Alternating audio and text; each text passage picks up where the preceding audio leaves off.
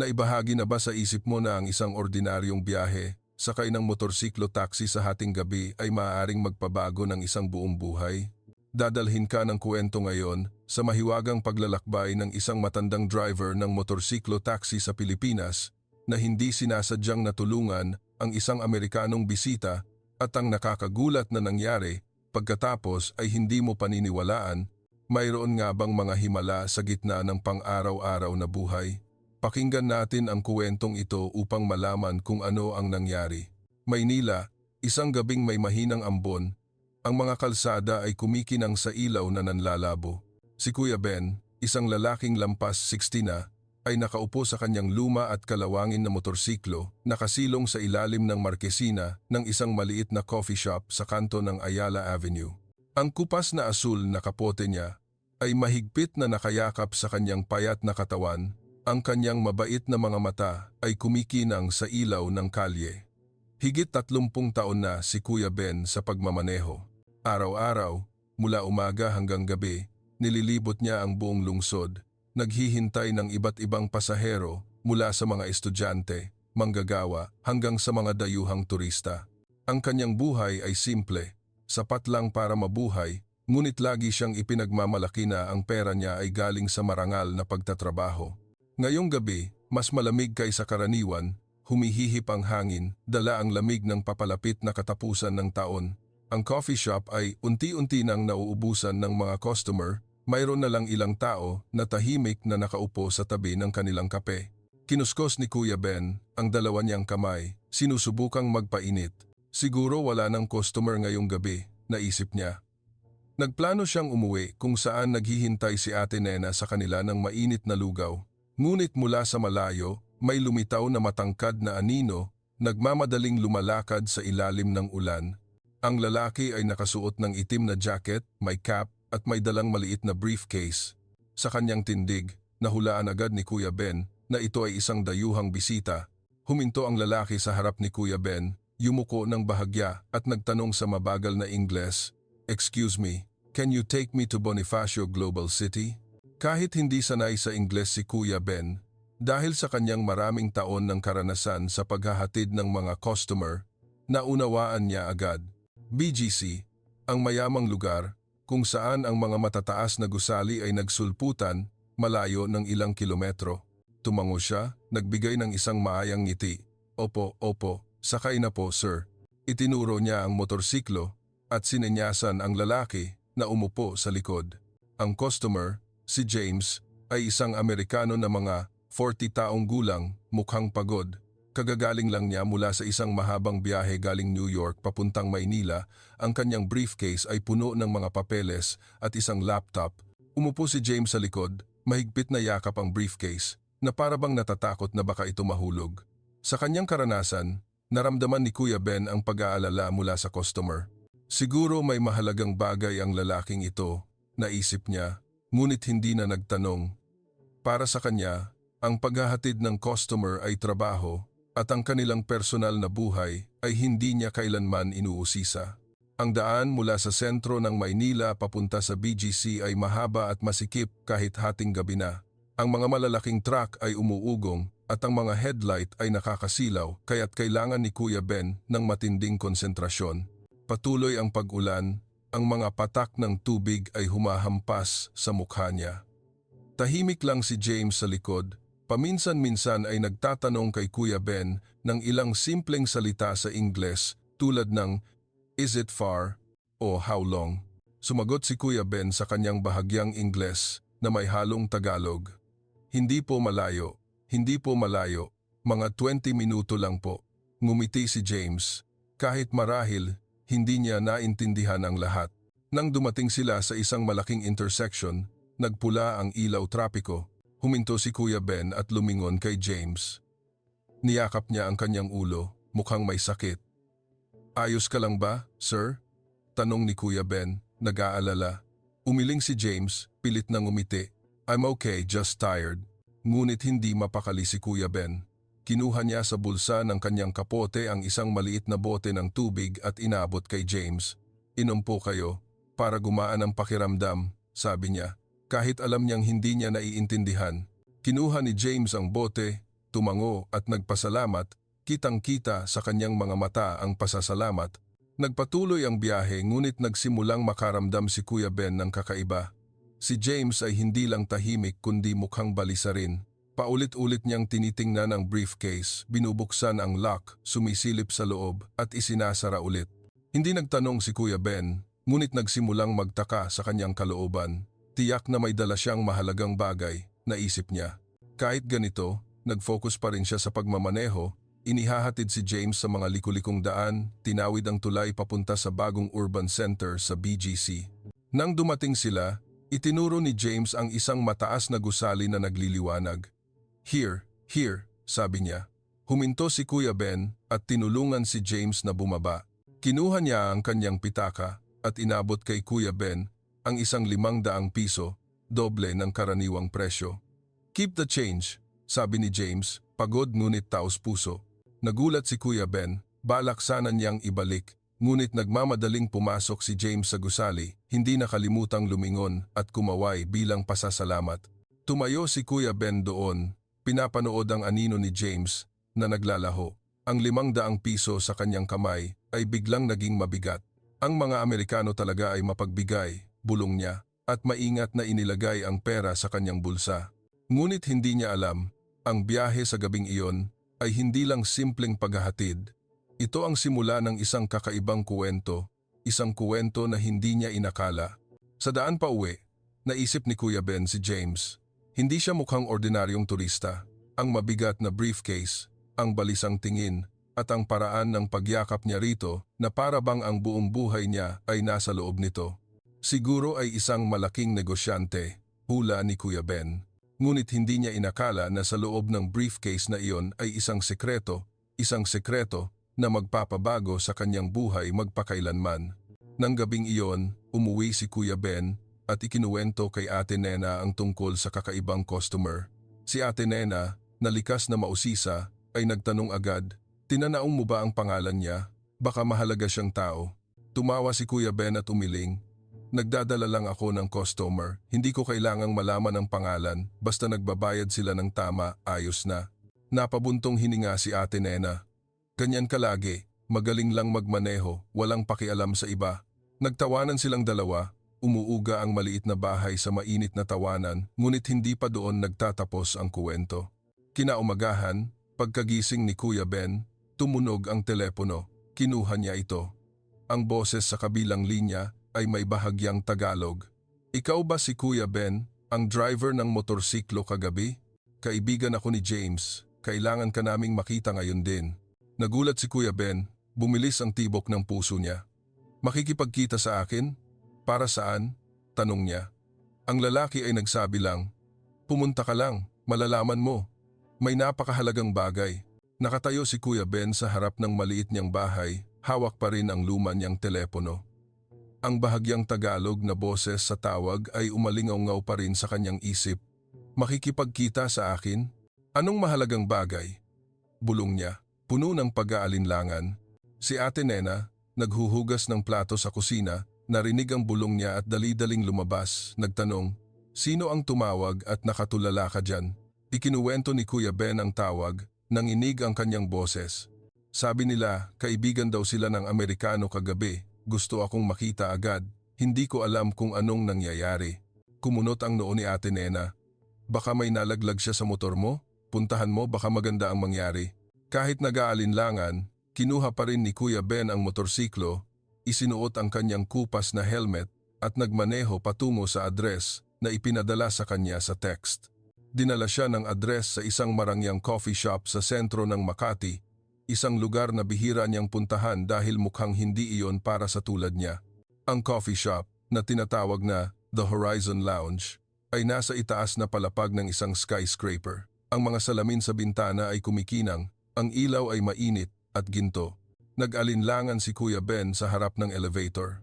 Ang luma niyang damit, ang nakatuping kapote sa bulsa, ay nagparamdam sa kanya na hindi siya bagay sa marangyang lugar na iyon. Nang pumasok siya sa lounge, sinalubong siya ng isang batang babae na nakasuot ng uniform. "Kayo po ba si Kuya Ben?" tanong niya sa mahinang boses. Tumango siya, nagulat na alam nila ang pangalan niya. Dinala siya ng babae sa isang sulok kung saan nakaupo ang isang dayuhang lalaki. Hindi ito si James, ngunit mukhang nasa 40s din, nakasuot ng itim na vest, maayos na suklay ang buhok at may gintong rimmed glasses. Tumayo siya, nakipagkamay kay Kuya Ben at nagpasalamat sa pagdating niya. Ako si Michael, kaibigan ni James. Maupo po kayo. Umupo si Kuya Ben, hindi pa rin naiintindihan kung anong nangyayari. Sa lamesa ay may mainit na kape at isang plato ng pastry na hindi pa niya nakikita kailanman. Ngumiti si Michael at nagsalita sa matatas na Tagalog. Kuya Ben, kagabi, may napakahalagang bagay kang ginawa para kay James. Alam mo ba kung ano ang laman ng briefcase niya? Umiling si Kuya Ben. Naghatid lang po ako ng customer, hindi ko na po pinapansin ang mga ganoong bagay. Tumango si Michael, ang mga mata ay parabang sinusuri siya. Si James ay isang negosyante at ang laman ng briefcase niya ay isang kontrata. Isang kontrata na nagkakahalaga ng bilyon-bilyong dolyar. Napakurap si Kuya Ben, sinusubukang intindihin. Bilyon-bilyong dolyar? Ulit niya, nagulat. Tumango si Michael.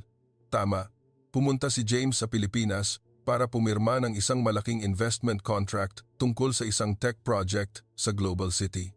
Ngunit kagabi, nagkaroon siya ng problema na delay ang flight, naubos ang battery ng telepono at hindi siya nakahanap ng taxi. Kung hindi siya nakarating sa meeting sa tamang oras, maaaring nakansela na ang kontrata. Tinulungan mo siyang makarating sa tamang lugar sa tamang oras. Nakinig si Kuya Ben na parabang naligaw sa isang panaginip.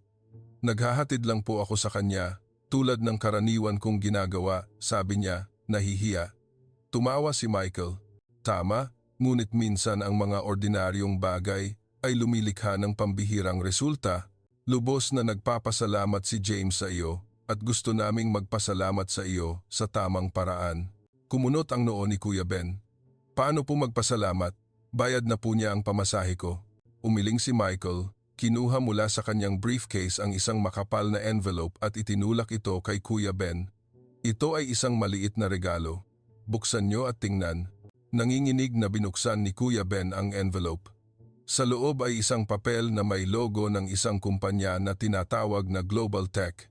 Sa ilalim ng logo ay isang numero na halos magpatigil sa kanyang paghinga. AM 1 milyong piso. Ano to? Tanong niya. Nanginginig ang boses. Ipinaliwanag ni Michael, ito ay bonus mula kay James at sa aming kumpanya, ngunit hindi pa tapos. Gusto ka rin naming imbitahan sa isang espesyal na pagtitipon ngayong gabi. Gusto ni James na magpasalamat sa iyo ng personal. Hawak ni Kuya Ben ang papel, umiikot ang kanyang isip.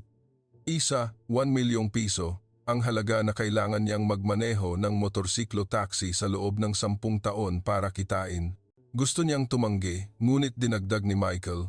Kuya Ben, hindi lang si James ang tinulungan mo, kundi pati na rin ang aming project. Pumunta ka ngayong gabi. Magpapaliwanag kami ng mas detalyado. Tumango si Kuya Ben, kahit hindi pa rin siya makapaniwala na totoo ito.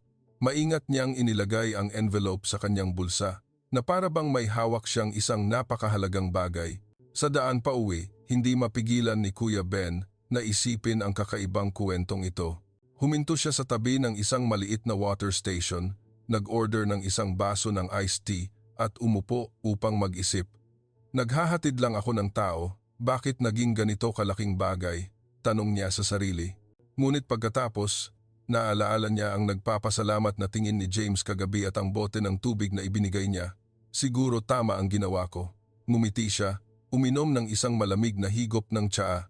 Nang gabing iyon, nagsuot si Kuya Ben ng pinakamalinis niyang damit, isang puting polo shirt at itim na pantalon na inalis ni Ate Nena. Pumunta siya sa 5-star hotel na inihanda ni Michael kung saan gaganapin ang pagtitipon.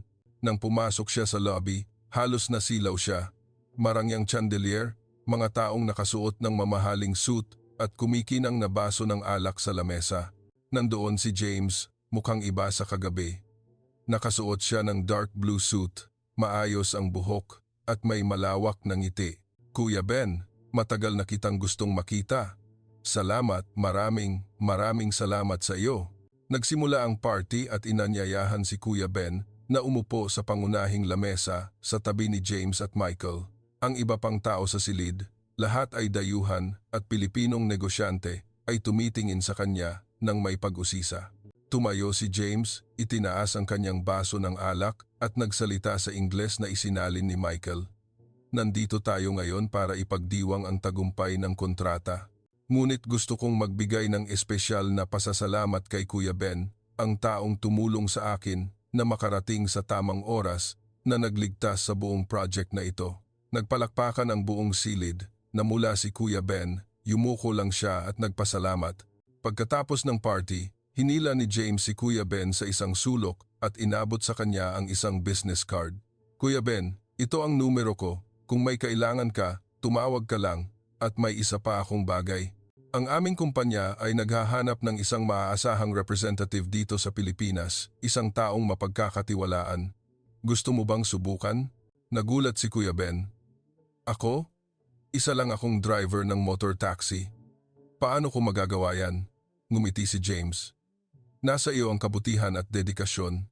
Iyan ang kailangan namin. Nang gabing iyon, tahimik si Kuya Ben habang naghihintay si Ate Nena. Nagtatanong agad, "Kumusta? Anong sinabi nila?" Ikinuwento niya ang lahat mula sa envelope na may 1 million hanggang sa alok ni James. Naliwanagan ang mga mata ni Ate Nena.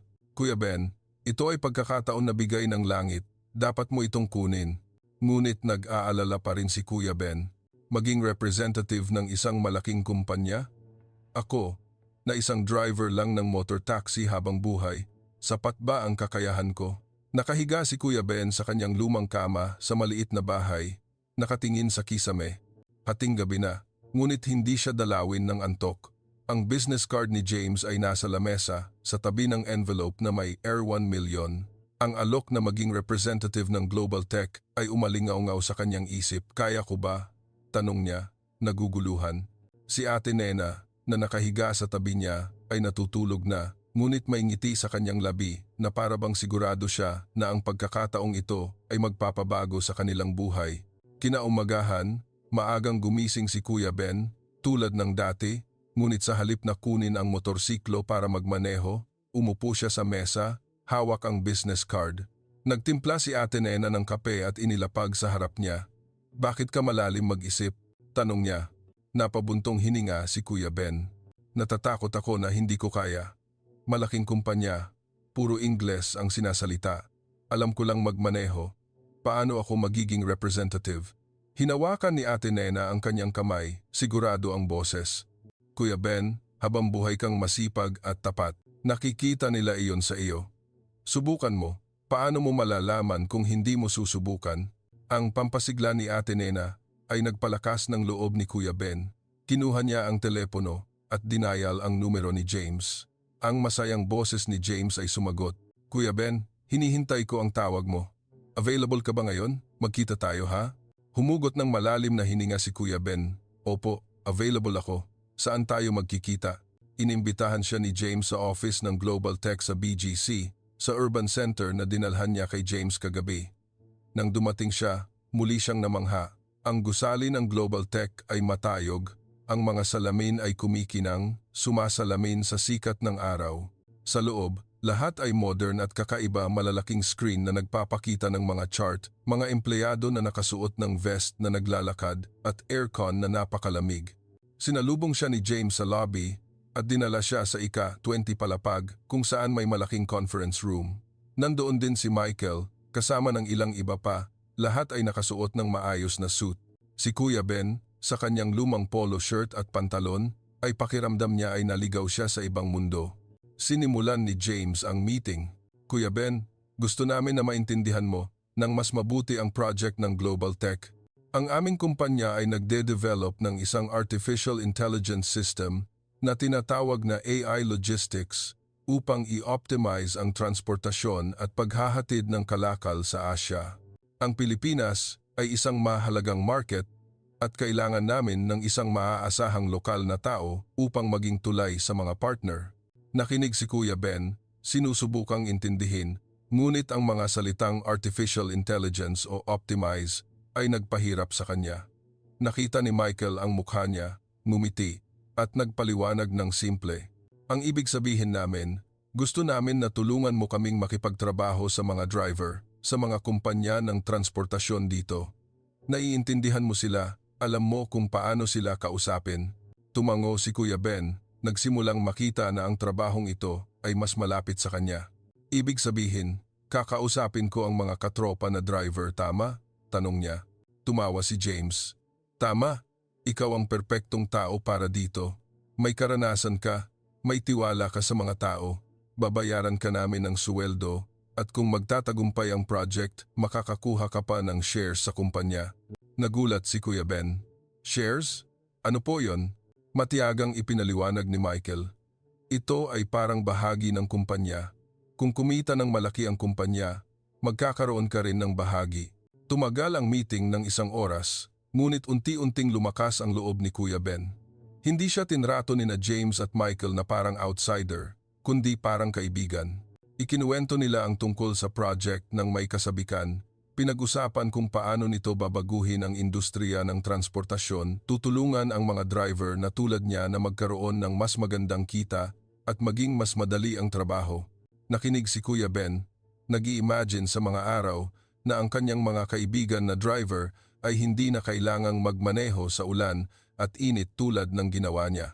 Bago umalis sa office, inabot ni James kay Kuya Ben ang isang kontrata. Dalhin mo muna, basahin mong mabuti. Tanungin mo ang opinyon ng iyong pamilya. Kung pumayag ka, magsisimula na tayo. Hawak ni Kuya Ben ang makapal na folder ng papel, halo-halo ang emosyon sabay na masaya at nag-aalala. Sa daan pa uwi, huminto siya sa isang pamilyar na water station kung saan nagtitipon ang mga kapwa niya driver. Ikinuwento niya ang nangyari kay paring Jess, isang matagal ng kaibigan na driver. Nanlaki ang mga mata ni paring Jess. Pare, pagkakataon iyan na minsan lang dumating sa buhay. Gawin mo, huwag kang matakot. Nagtiwala ang mga kano sa iyo, dapat magtiwala ka rin sa sarili mo. Nang gabing iyon, umupo sina Kuya Ben at Ate Nena para basahin ang kontrata. Sa totoo lang, bahagi lang ang naintindihan ni Kuya Ben, ngunit si Ate Nena, na dating secretary sa isang maliit na kumpanya bago magretiro, ay maingat na binasa ang bawat linya. Nag-aalok sila ng $15,000 na buwanang suweldo, hindi pa kasama ang bonus, sabi niya, hindi maitago ang pagkamangha. 50,000? Ulit ni Kuya Ben, halos hindi makapaniwala sa kanyang tainga.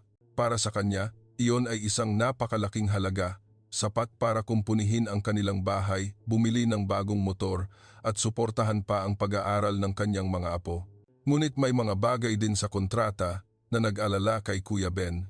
Kailangan niyang matutunan kung paano gumamit ng computer, mag-aral ng kaunting Ingles, at dumalo sa mga meeting kasama ang mga partner. Matanda na ako, siguro mahirap na akong matuto ng mga ganyan, reklamo niya. Hinawakan ni Ate Nena ang kanyang kamay. Kuya, noong bata ka, natutunan mo magmaneho ng motorsiklo, natutunan mo ang mga kalsada ng Maynila. Mas mahirap iyon, pero nagawa mo. Ngayon, nandito ako para tulungan ka. Ano ang kinatatakutan mo? Ang salita niya ay nagpatawa kay Kuya Ben. Tama, si Ate Nena ang laging sandigan niya. Ilang araw ang lumipas, formal na pumirma si Kuya Ben sa kontrata, naging official representative ng Global Tech. Nagsimula ang trabaho sa mga simpleng hakbang. Nakikipagkita siya sa mga driver ng motorsiklo taxi, trucks at maliliit na kumpanya ng transportasyon, nagpapakilala tungkol sa project ng AI Logistics. Si Kuya Ben, sa kanyang tapat na boses at karanasan, ay mabilis na nakakuha ng tiwala. Ang mga driver, habang nakikinig sa kanya, ay tumango. Kung sinabi ni Kuya Ben na maganda ito, tiyak na totoo. Sa loob lang ng 1 buwan, tinulungan niya ang Global Tech na kumonekta sa 12-dosenang mga partner mula sa mga driver ng motor taxi na tulad niya hanggang sa malalaking kumpanya. Lubos na nasiyahan sina James at Michael. Sa isang meeting, tinapik ni James ang balikat ni Kuya Ben. Ikaw ang aming hero, salamat sa iyo, nasa tamang direksyon ang project.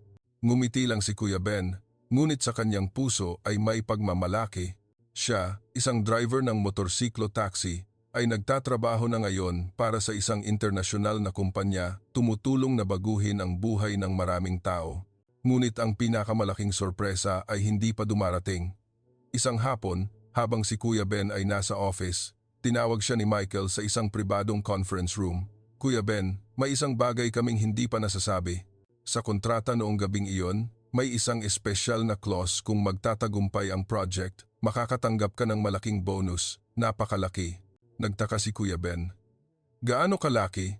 Misteryosong ngumiti si Michael. Malaki, sa paraang hindi mo mai-imagine. Nakatakip si Kuya Ben sa conference room ng Global Tech. Ang kanyang mga mata ay nananatiling tulala pagkatapos ng sinabi ni Michael. Malaking bonus? Ulit niya, nag-aalangan. Tumango si Michael. Ang ngiti sa kanyang labi ay tila gusto pang itago ang sekreto ng kaunti. Kuya Ben, hindi lang kami nagsasalita lang. Ang project ng AI Logistics ay mas mabilis na umuunlad kaysa sa inaasahan at ikaw ay isang mahalagang bahagi ng tagumpay na iyon. Ngunit dahan-dahan lang, malalaman mo rin ang mga detalye. Tumango si Kuya Ben kahit na naguguluhan pa rin siya sa kanyang kalooban. Isang halaga na napakalaki na hindi niya mai-imagine. Para sa kanya, ang I-1 million ay isa ng panaginip, lalo pa ang isang bagay na mas malaki. Sa mga sumunod na araw, lalong naging abala ang trabaho ni Kuya Ben. Nagmamadali siyang nagpapalipat-lipat sa mga meeting mula sa office ng Global Tech hanggang sa maliliit na coffee shops kung saan nakikipagkita siya sa mga driver. Ang trabaho ay hindi kasing simple ng inakala niya. Kailangan niyang matutunan kung paano gumamit ng computer kahit na simpleng operasyon lang tulad ng pagpapadala ng email o pag-input ng listahan ng mga partner sa isang spreadsheet.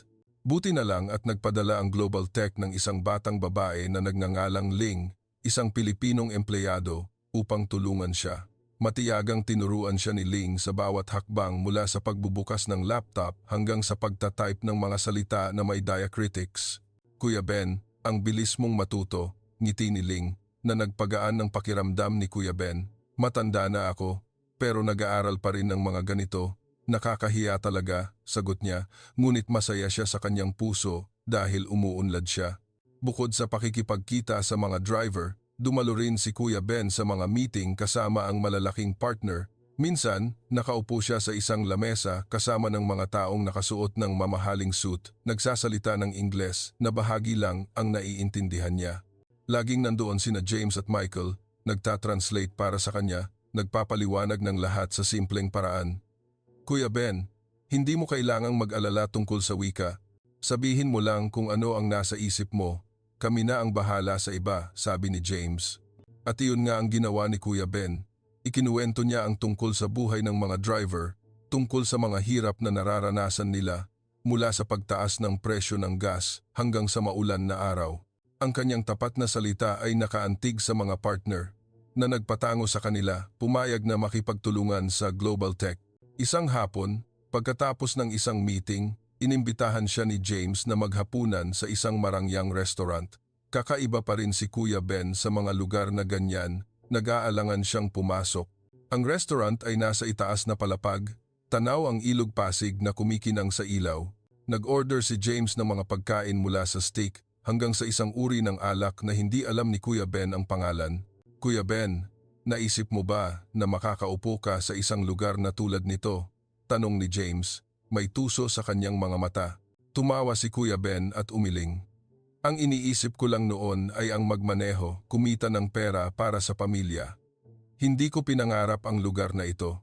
Itinaas ni James ang baso ng alak at nakipag-toast kay Kuya Ben. Alam mo ba, sa Amerika, madalas silang nag-uusap tungkol sa American Dream, tungkol sa kung paanong kahit sino ay maaaring magbago ng buhay kung magsisikap. Ngunit sa tingin ko, ang kuwento mo ang tunay na dream. Nahihiya si Kuya Ben at hindi alam kung paano sasagot, kaya itinaas lang niya ang baso ng kanyang iced tea at ngumiti. Gusto ko lang na gumaan ang buhay ng mga kapwa ko driver. Kung matutulungan sila ng project na ito, masaya na ako. Tumagal ang pag-uusap, at nagsimulang magkwento pa si James tungkol sa project ng AI Logistics. Unti-unting naunawaan ni Kuya Ben na ang system na ito ay hindi lang makakatulong sa malalaking kumpanya ng transportasyon, kundi lilikha din ng isang app para sa mga driver ng motorsiklo, taxi at trucks upang madali silang makahanap ng customer, makalkula ang ruta at kumita ng dagdag na kita. Kuya Ben, ikaw ang inspirasyon namin, sabi ni James. Nang makita-kitang naghatid sa akin ng gabing iyon, alam kong kailangan namin ng isang taong tulad mo, tapat, dedikado, at naiintindihan ang buhay ng mga driver. Naantig si Kuya Ben sa salita ni James. Naalaala niya ang mga mahirap na araw nang siya at si Ate Nena ay naghihirap na buhayin ang kanilang mga anak nang ang motorsiklo ay ang tanging yaman ng kanilang pamilya. Ngayon, nakaupo siya rito, pinupuri ng isang Amerikano, inaalok na magtrabaho sa isang malaking kumpanya. "Salamat, James," sabi niya, nanginginig ang boses. "Ngunit ginagawa ko lang ang alam ko." Tinapik ni James ang kanyang balikat, "At iyan ang dahilan kung bakit ikaw ang pinili namin." Ilang linggo ang lumipas, formal na inilunsad ang test phase ng project ng AI Logistics. Isang seremonya ang ginanap sa 5-star hotel na dinaluhan ng daan-daang tao, mga negosyante, reporter at pati na rin ang mga driver na konektado ni Kuya Ben. Sa unang pagkakataon sa kanyang buhay, inanyayahan si Kuya Ben na umakyat sa stage. Sa ilalim ng maliwanag na ilaw, nakatayo siya doon, nanginginig ang kamay na hawak ang microphone. "Hindi po ako magaling magsalita," simula niya, bahagyang nag-aalangan. "Pero gusto ko pong magpasalamat sa lahat. Salamat kay James, kay Michael, at sa kumpanya ng Global Tech. Ako po ay isang matandang driver lang ng motorsiklo taxi. Ngunit ngayon, nakatayo ako rito dahil nagtiwala kayo sa akin." Nagpalakpakan ang buong silid. Maraming driver sa crowd ang sumigaw, "Kuya Ben, go!" Ngumiti si Kuya Ben. Kumikinang ang kanyang mga mata. Sa unang pagkakataon, pakiramdam niya ay hindi lang siya isang driver ng motor taxi, kundi isang bahagi ng isang bagay na mas malaki. Pagkatapos ng seremonya, hinila nina James at Michael si Kuya Ben sa isang sulok. "Kuya Ben, may sorpresa kami," sabi ni Michael. Inabot sa kanya ang isa pang envelope, mas makapal kaysa sa una. "Buksan mo." Binuksan ni Kuya Ben ang envelope. Sa loob ay isang papel na may nakasulat na numero, 10 milyong piso, 10 million pesos. Halos hindi siya makahinga. Ano to?" utal niya. Ipinaliwanag ni James, "Ito ang unang bonus para sa ginawa mo para sa project. Ngunit hindi pa tapos, Kuya Ben. Kung magpapatuloy ang tagumpay ng project, marami pa ang darating." Tiningnan ni Kuya Ben ang numero, umiikot ang kanyang isip. 10 milyong piso, isang halaga na hindi niya kailanman pinangarap, ay nasa kanyang kamay na ngayon. Sa daan pa uwi, huminto si Kuya Ben sa tabi ng tulay ng San Juan. Tiningnan niya ang ilog na tahimik na dumadaloy. Naisip niya si Ate Nena, ang kanyang mga anak, ang kanyang mga apo. Sa halagang ito, maaari niyang ipagawa ang kanilang bahay, bumili ng bagong motor, at tulungan pa ang iba pa niyang kaibigan na driver. Ngunit may isang tanong pa rin sa kanyang puso. Bakit sila napakabait sa akin? Hindi niya alam na ang pinakamalaking sekreto ay naghihintay pa sa kanya. Pag-uwi niya, naghihintay na si Ate Nena. Nang makita niyang may hawak siyang envelope, sumigaw siya, "May pera na naman, Kuya." Ikinuwento ni Kuya Ben ang lahat mula sa seremonya hanggang sa 10 milyong piso. Niyakap siya ni Ate Nena, tumutulo ang luha. "Kuya Ben, nagawa mo. Alam kong magagawa mo." Umupo silang dalawa sa tabi ng lamesa, nagkalkula kung paano gagamitin ang pera, ngunit nag-aalala pa rin si Kuya Ben tungkol sa pangako ni Michael. Marami pang darating. Ano kaya iyon? Sa mga araw pagkatapos ng paglulunsad ng project, mabilis na nagbago ang buhay ni Kuya Ben. Ang kanilang maliit na bahay ni Ate Nena ay naging sentro ng atensyon ng kanilang mga kapitbahay. Ang tsismis tungkol sa pagtanggap niya ng 10 milyon ay mabilis na kumalat na nagpabulungan sa mga tao. Nanalo ba sa loto si Kuya Ben? Hindi, nagnenegosyo daw siya sa mga dayuhan at kumita ng malaki. Ngumiti lang si Kuya Ben, hindi nagpaliwanag ng husto. Para sa kanya, ang pera ay hindi lang bonus kundi isang motibasyon upang magpatuloy sa pagtatrabaho sa Global Tech. Gusto niyang patunayan na karapat-dapat siya sa tiwala nina James at Michael. Ang trabaho ni Kuya Ben ngayon ay hindi lang ang makipagkita sa mga driver. Binigyan siya ng Global Tech ng mas malaking misyon ang maging face ng campaign ng AI Logistics sa Pilipinas. "Kuya Ben, ikaw ang simbolo ng katapatan," sabi ni James sa isang meeting. "Gusto naming gumawa ng isang video ad na magsasabi ng kwento mo mula sa isang driver ng motor taxi hanggang sa isang taong tumulong na baguhin ang industriya ng transportasyon." Nahihiya si Kuya Ben. "Ako? Sa TV? Pagtatawanan ako ng mga kapwa ko driver. Ngunit si Ling, ang empleyadong tumulong sa kanya, ay nagbigay sigla. Kuya Ben, kaya mo yan. Ang kuwento mo ay magbibigay inspirasyon sa maraming tao. Ang video shoot ay ginanap mismo sa kanto ng Ayala Avenue, kung saan hinatid niya si James ng gabing iyon. Naglagay ang film crew ng isang lumang motorsiklo bilang prop. Pinaupo si Kuya Ben dito, inulit ang eksena ng gabing umuulan. Ikuwento mo lang na parang nakikipag-usap ka sa kaibigan, sabi ng director. At ikinuwento ni Kuya Ben, sa kanyang tapat na boses, ang tungkol sa mga araw niya sa pagmamaneho, tungkol sa biyaheng iyon, na nagpabago sa kanyang kapalaran, kasama si James, at tungkol sa pangarap na tulungan ang kanyang mga kapwa driver na magkaroon ng mas magandang buhay. Nang matapos siyang magsalita, nagpalakpakan ang buong team. Kuya Ben, napaka-natural mo, masayang sabi ni Ling, na nagpatawa kay Kuya Ben. Mabilis na inilabas ang video ad online. Pagkatapos lang ng ilang araw, kumalat ito sa lahat ng platform mula sa YouTube hanggang sa social media. Ibinahagi ng mga tao ang kwento ni Kuya Ben, tinawag siyang hero ng mga driver. Maraming driver ang nag-text sa kanya, nagpapasalamat dahil nagsalita siya para sa kanila. Kuya Ben, salamat sa iyo, pakiramdam namin ay may halaga rin kami, sabi ng isang batang driver. Naantig si Kuya Ben habang nagbabasa, lumuluha ang kanyang mga mata. Hindi niya inakala na ang kanyang kuwento ay makakaantig ng ganoon karaming tao. Samantala, patuloy na umuunlad ang project ng AI Logistics. Ang app na binuo ng Global Tech ay na-download na ng libu-libong driver mula sa mga driver ng motor taxi, trucks, hanggang sa container trucks. Ginagamit nila ang app upang makahanap ng customer ng mas mabilis, makalkula ang ruta para makatipid sa gas, at tumanggap pa ng bonus mula sa mga promotion. Madalas na nakakatanggap si Kuya Ben ng feedback mula sa kanyang mga kaibigan na driver. Ang galing ng app na ito, Kuya Ben. Mas kaunti na ang takbo ko pero mas malaki ang kita ko. Tuwing naririnig niya ito, nakakaramdam siya ng pagmamalaki na parang gumagawa siya ng isang malaking bagay. Ngunit hindi lahat ay maayos. Isang araw, nakatanggap si Kuya Ben ng tawag mula kay paring Jess, ang kanyang matagal ng kaibigan.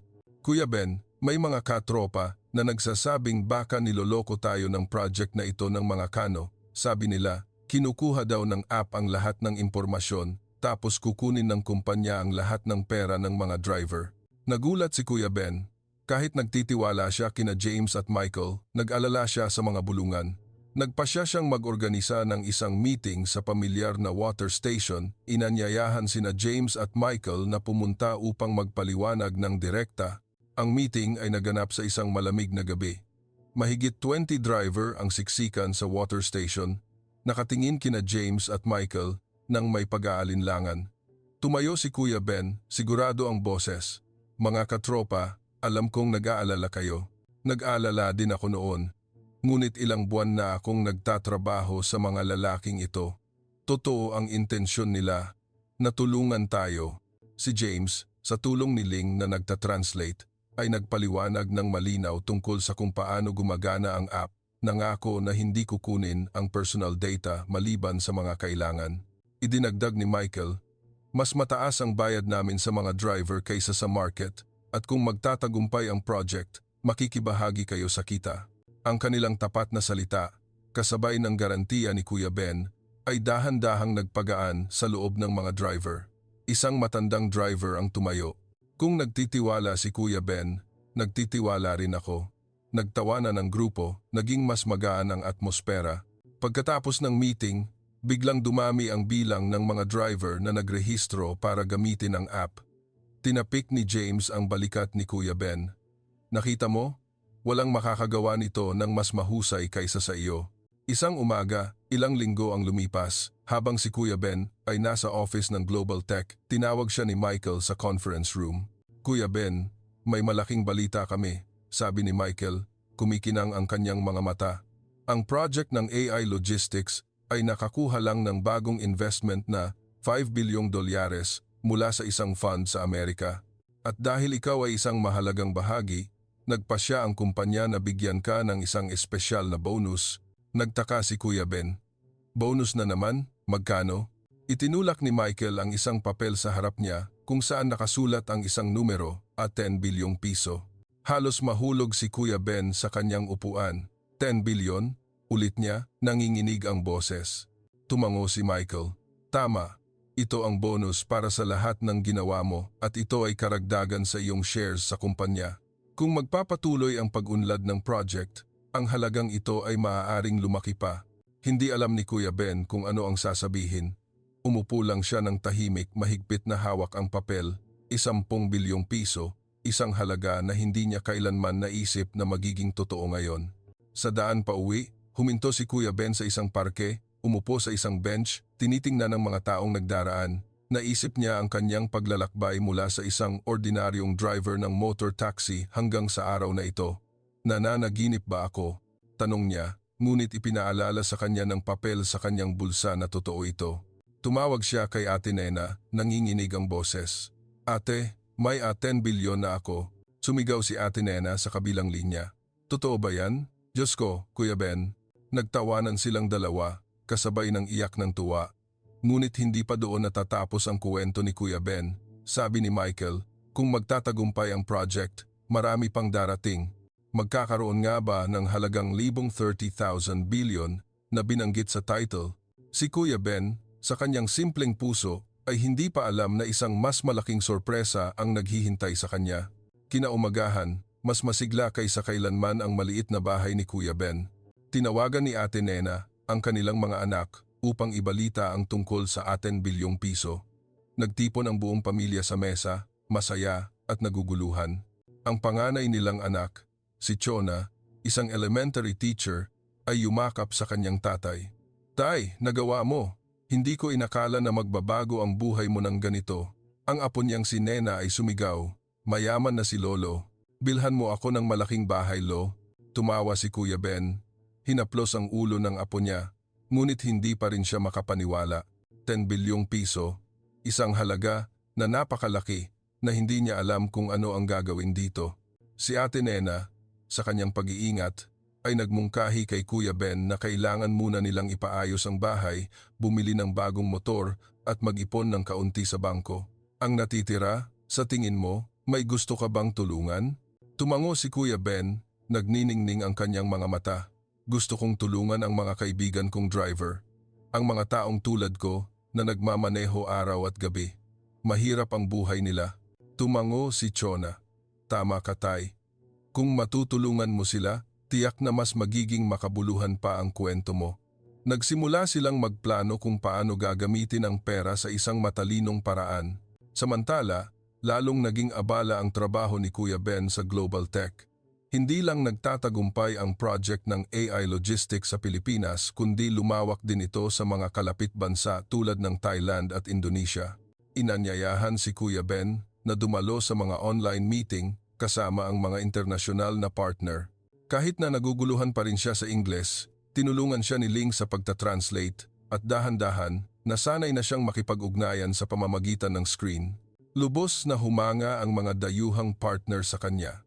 Isang negosyante mula sa Singapore ang nagkomento, Kuya Ben, ikaw ang patunay na ang katapatan ay maaaring lagpasan ang lahat ng language barrier. Isang araw, tinawag ni James si Kuya Ben sa office ng Global Tech upang ibalita ang isang mahalagang bagay. Kuya Ben, pumirma lang kami ng isang malaking kontrata sa isang pandaigdigang transportation corporation. Ang halaga ng kontrata na ito ay 20 bilyong dolyares. At ang project ng AI Logistics ang magiging pangunahing platform para sa kanilang operasyon sa Asia. Nagulat si Kuya Ben. 20 bilyong dolyares? Magkano po yan sa piso? Tumawa si James. Mga ayu 1.2 trilyong piso. At ikaw, sa iyong papel, ay makakatanggap ng isang espesyal na bahagi ng shares. Napakurap si Kuya Ben, sinusubukang isipin ang napakalaking halaga. Nagpatuloy si James. Nang nagsimula ang project noong gabing iyon, tinulungan mo akong dalhin ang mahalagang kontrata sa tamang oras. Ang kontratang iyon ang simula ng lahat. Nagpasya ang kumpanya, nabigyan ka ng isang bahagi ng shares na nagkakahalaga ng 1% ng project. Nagulat si Kuya Ben. 1%? Magkano po yon? Ipinaliwanag ni Michael na nakatayo sa tabi. Sa kasalukuyang halaga, Ang 1% ay katumbas ng mga 200 milyong dolyares o higit sa 10 bilyong piso. Halos tumigil ang paghinga ni Kuya Ben. 10 bilyon, ulit niya, nanginginig ang boses. Tumango si James. At kung magpapatuloy ang pag-unlad ng project, ang halagang ito ay maaaring dumoble. Bumagsak si Kuya Ben sa upuan, nanginginig ang mga kamay. 10 bilyong piso. Isang halaga na hindi niya mai-imagine, mas malaki pa sa pinakabaliw niyang pangarap. Tinapik ni Michael ang kanyang balikat. Kuya Ben, nararapat ka. Kung wala ka, hindi namin maaabot ang tagumpay na ito. Tumango lang si Kuya Ben, umiikot ang kanyang isip. Naisip niya si James, ang biyahe sa motorsiklo, ng gabing umuulan, ang bote ng tubig na ibinigay niya. Isang biyahe lang, bakit naging ganito? Bulong niya. Sa daan pa uwi, hindi agad umuwi si Kuya Ben. Huminto siya sa pamilyar na kanto kung saan siya naghihintay ng customer sa loob ng mga dekada. Tiningnan niya ang iba pang mga driver ng motorsiklo taxi na naghihintay pa rin ng customer sa ilalim ng init ng araw. Swerte ako, pero paano naman sila? Naisip niya. Ang ideya na tulungan ang komunidad ng mga driver ay lalong naging malinaw sa kanyang isip. Nang gabing iyon, tinawagan ni Kuya Ben si James at nagmungkahi ng isang matapang na ideya. James, gusto kong gamitin ang bahagi ng pera para magtayo ng isang fund na tutulong sa mga kaibigan naming driver bumili ng bagong motor, sumuporta kapag may sakit, o para sa pag-aaral ng kanilang mga anak. Tahimik si James sandali at pagkatapos ay nagsalita. Kuya Ben, ikaw talaga ay isang espesyal na tao. Sinusuportahan ko ang ideya mo. Magdaragdag pa ng pera ang Global Tech para magpatuloy ang fund mo. Ngumiti si Kuya Ben, nakaramdam ng gaan.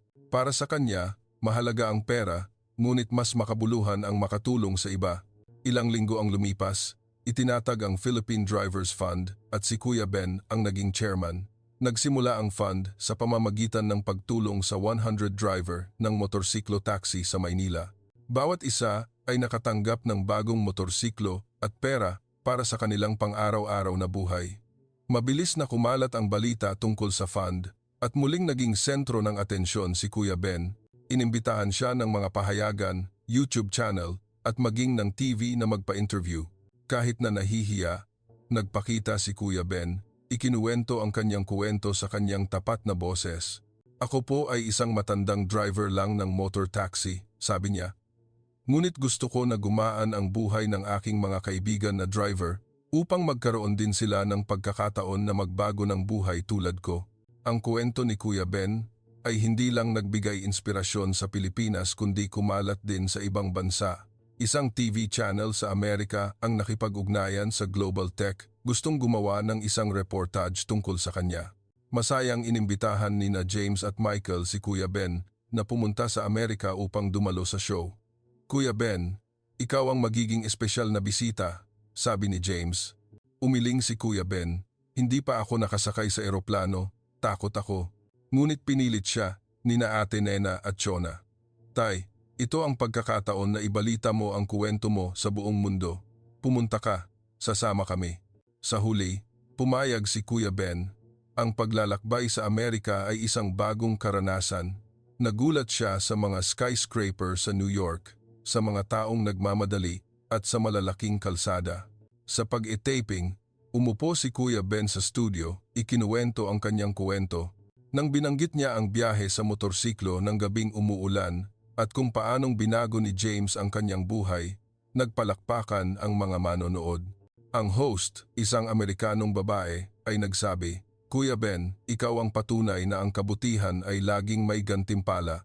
Pagbalik niya sa Pilipinas, nakatanggap si Kuya Ben ng tawag mula kay Michael. Kuya Ben, may isa pa kaming balita. Muling tinansya ng kumpanya ang halaga ng project at ang iyong shares ay tumaas na ngayon ng ilabang 30 bilyong piso. Halos nahulog ni Kuya Ben ang telepono. 3 bilyon? Ang numerong nasa title ay nagkatotoo na ngayon. Ang halagang ay 2 bilyong piso ay parang isang malaking alon na dumating sa isip ni Kuya Ben. Umupo siya ng tahimik sa kahoy na silya sa kanilang maliit na bahay. Hawak pa rin ang telepono pagkatapos ng tawag mula kay Michael. Nagluluto si Ate Nena sa kusina, narinig siyang tahimik ng matagal kaya't lumabas siya at nagtanong, Kuya, Anong nangyari sa iyo? Anong sinabi nila at nakatulala ka? Tumingin si Kuya Ben, nanginginig ang boses. Ate, i-30 bilyon. Sabi nila ang shares ko ngayon ay nagkakahalaga ng i-30 bilyong piso. Napatayo si Ate Nena, muntik nang mahulog ang kaldero ng kanin sa kanyang kamay. 30 bilyon? Diyos ko, totoo ba yan? Tumango si Kuya Ben, namumula ang kanyang mga mata. Totoo, ate. Hindi ko na alam kung anong gagawin ko sa perang ito. Nagtipon muli ang buong pamilya, ngunit sa pagkakataong ito, hindi na ito kasing sigla ng dati. Ang sobrang laking halaga ay nagbigay sa lahat ng saya at pag-aalala. Nagsalita si Chona, ang kanyang anak. Tay, ang perang ito ay hindi lang pera, kundi responsibilidad. Kailangan natin itong gamitin sa isang makabuluhang paraan, hindi lang para sa pamilya, kundi para sa buong komunidad. Tumango si Kuya Ben. Tama ka, ayoko itong kunin lahat. Gusto kong palakihin pa ang Pusong Driver Fund upang mas marami pa ang matulungan. Hinawakan ni Ate Nena ang kanyang kamay. Kuya Ben, kaya mo yan. Nagtitiwala ako sa iyo. Sa mga sumunod na araw, nagsimula si Kuya Ben na magplano para sa pagpapalawak ng Pusong Driver Fund. Nakipagkita siya kina James at Michael, nagmungkahi ng ideya na magtayo ng isang training center para sa mga driver kung saan maaari silang matuto ng mga bagong skill mula sa ligtas na pagmamaneho hanggang sa paggamit ng teknolohiya tulad ng app ng AI Logistics. Gusto ko na ang mga kaibigan kong driver ay hindi lang magmaneho, kundi magkaroon din ng pagkakataon na magtrabaho ng mas mahusay tulad ng mga office worker o manager, sabi niya. Pagkatapos marinig ito, nagpalakpakan si James. Kuya Ben, napakagaling ng ideya. Magbibigay ng fund ang Global Tech at tutulungan ka namin na itayo ang center na ito. Mabilis na sinimulan ang pagtatayo ng training center sa labas ng Maynila sa isang malawak na lupain na binili ng Global Tech. Personal na sinubaybayan ni Kuya Ben ang project kahit na hindi siya sanay sa konstruksyon. Araw-araw, pumupunta siya sa site, nakikipag-usap sa mga trabahador, nagkukuwento, at minsan ay nagdadala ng iced tea para sa kanila. Tiningnan siya ng mga trabahador ng may respeto at pagiging palakaibigan. Kuya Ben, sikat ka na pero simple ka pa rin. Tumawa si Kuya Ben. Sikat? Hindi driver pa rin ako Habang itinatayo ang center, hindi nakalimutan ni Kuya Ben ang mga tao sa paligid niya. Gumamit siya ng bahagi ng pera para kumpunihin ang kanilang barangay, ipinaayos ang maputik na daan papasok sa bahay at naglagay ng mga ilaw sa kalye para sa kaligtasan. Nagbigay din siya ng scholarship para sa mga anak ng mga driver na tumulong sa 12-dosenang bata na makapag-aral sa magandang paaralan. Minsan, nang bumisita siya sa isang mahirap na pamilya ng driver, niyakap siya ng ina, umiiyak at nagpasalamat. Salamat, Kuya Ben. Dahil sa iyo, nakapag-aral ang anak ko, hindi na kailangang huminto sa kalagitnaan. Tumango lang si Kuya Ben, mainit ang kanyang puso. Ngunit hindi lahat ay masaya sa kanyang tagumpay. Ang ilang tao sa barangay ay nagsimulang maging mainggit. Ang yaman ni Kuya Ben tiyak na nagmamataas na. Siguro nakalimutan na niya ang kanyang mga kaibigan na driver. Ang mga salitang ito ay nakarating kay Kuya Ben na nagpasama sa kanyang loob. Nagpasya siyang mag-organisa ng isang malaking meeting sa pamilyar na water station, inanyayahan ang lahat ng mga driver sa lugar.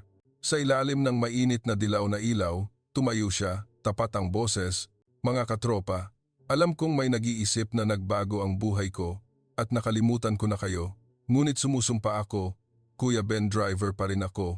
Naaalala ko pa rin ang mga araw na naghahatid tayo ng customer ng magkasama. Ginawa ko ang lahat ng ito para gumaan ang buhay nating lahat." Ang kanyang salita ay nagpatahimik sa buong water station. Pagkatapos, nagpalakpakan sila. Tumayo si Pareng Jess, ang kanyang matalik na kaibigan. "Kuya Ben, nagtitiwala kami sa iyo. Hayaan mo na ang sinasabi ng iba. Magpatuloy ka lang sa paggawa ng mabuti." Tumagal ang meeting hanggang hating gabi. Puno ng tawanan at mga kwento tungkol sa pagiging driver. Nakaramdam si Kuya Ben ng gaan sa kanyang loob na parang may nabunot na mabigat na pasanin. Samantala, patuloy na umuunlad ang project ng AI Logistics. Ang app ay hindi lang popular sa Pilipinas kundi ginagamit na rin sa maraming bansa sa Asia. Nagsimulang banggitin ng mga internasyonal na pahayagan si Kuya Ben bilang isang simbolo ng pagbabago mula sa isang ordinaryong manggagawa hanggang sa isang taong nagbibigay inspirasyon. Isang araw, nakatanggap siya ng sulat mula sa isang unibersidad sa Amerika na nag-iimbita sa kanya na magsalita tungkol sa kanyang paglalakbay.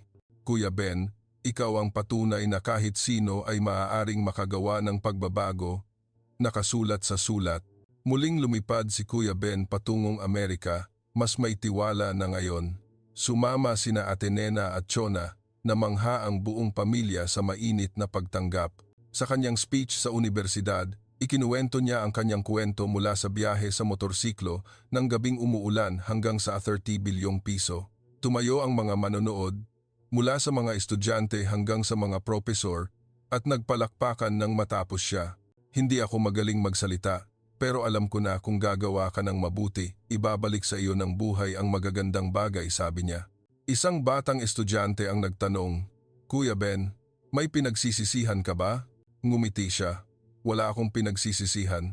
Ang pinagsisisihan ko lang ay hindi ko nakilala si James ng mas maaga. Pagbalik sa Pilipinas, nakatanggap si Kuya Ben ng balita mula kay James. Ang Global Tech ay nilist sa US Stock Exchange. Kuya Ben, tumaas ng 3 beses ang halaga ng shares mo ngayon. Maaaring umabot sa anabing 30 bilyong piso kung magiging maayos ang lahat, sabi ni James sa telepono. Hindi makapaniwala si Kuya Ben sa kanyang narinig. Number 30 bilyon? Ngumiti lang siya. James, hindi ko na kailangan ng ganoon karami. Gusto ko lang na matapos agad ang training center upang matulungan ang mga driver. Natapos ang training center pagkatapos lang ng ilang buwan. Sa araw ng inauguration, daan-daang driver ang dumalo kasama sina James, Michael at ang mga partner ng Global Tech. Pinutol ni Kuya Ben ang ribbon, kumikinang ang kanyang mga mata. Hindi ito sa akin, sabi niya sa crowd. Ito ay para sa lahat ng mga kaibigan kong driver, ang mga taong gumawa ng Maynila. Nagpalakpakan ang buong silid at umakyat si James upang yakapin si Kuya Ben. Kuya Ben, hindi ka lang aming hero, kundi hero ka ng buong mundo. Ngunit kahit nasa tuktok na siya ng tagumpay, nanatiling simple si Kuya Ben.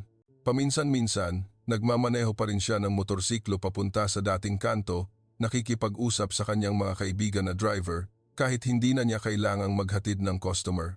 Naaalala ko ang trabaho, sabi niya kay Paring Jess. Bahagi na ito ng buhay ko. Tumawa si Paring Jess. Kuya Ben, ikaw talaga si Kuya Ben. Kahit gaano kayaman, hindi ka nagbabago. Mabilis na lumipas ang panahon at ang kwento ni Kuya Ben ay naging isang alamat hindi lang sa Maynila, kundi sa lahat ng dako. Ang Pusong Driver Training Center ay ngayon ang ipinagmamalaki ng komunidad ng mga driver. Daan-daang tao, mula sa mga driver ng motor taxi hanggang sa trucks, ang dumaan dito upang matuto ng mga bagong skill mula sa paggamit ng teknolohiya hanggang sa financial management.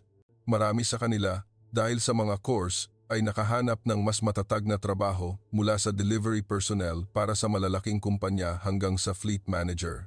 Tuwing bumibisita siya sa center, tinitingnan ni Kuya Ben ang mga trainee, puno ng kagalakan ang kanyang puso.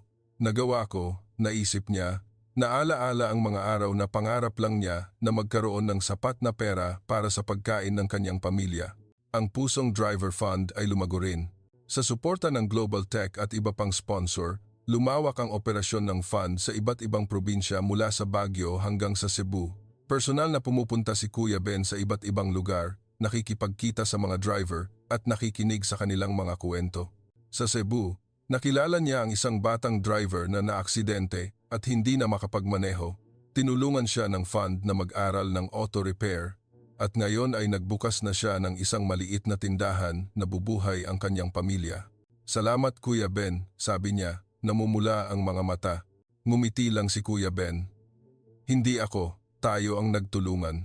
Samantala, patuloy na nakaabot ang Global Tech ng mga bagong milestone.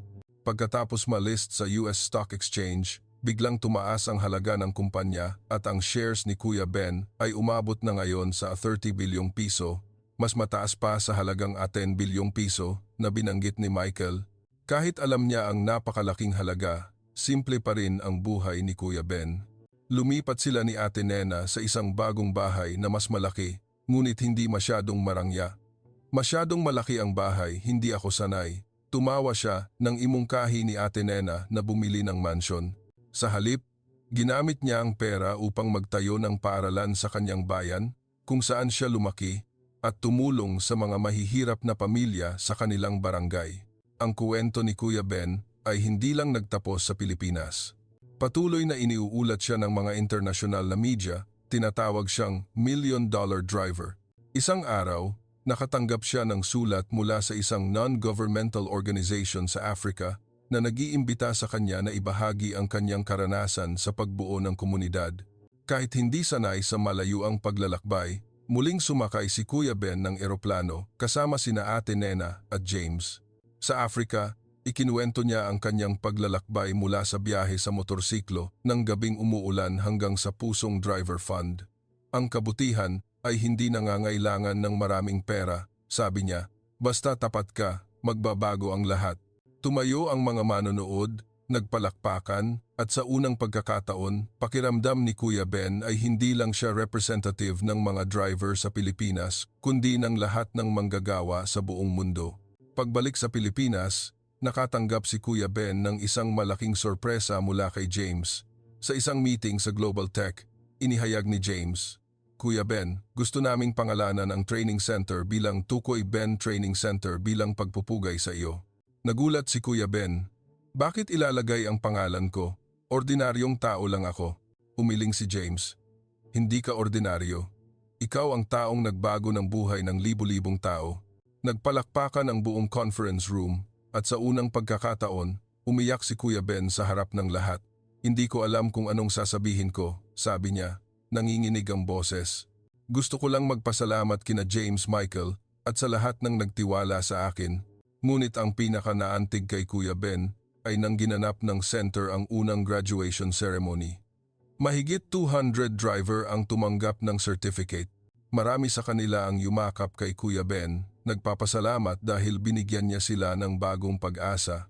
Isang batang driver na dating nagmamaneho ng motor taxi na tulad niya, na ngayon ay naging fleet manager, ay nagsabi, Kuya Ben, kung wala ka, nagmamaneho pa rin ako sa kalsada.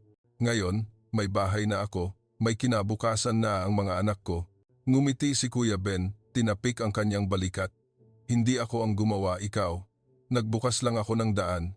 Ang buhay ni Kuya Ben ay hindi na ang buhay ng isang driver ng motor taxi. Abala siya sa fund, sa center, at sa mga imbitasyon na ibahagi ang kanyang kuwento, ngunit pinanatili pa rin niya ang kanyang lumang gawi. Tuwing umaga, maaga siyang gumigising, nagtitimpla ng kape, at nakikipag-usap kay Ate Nena.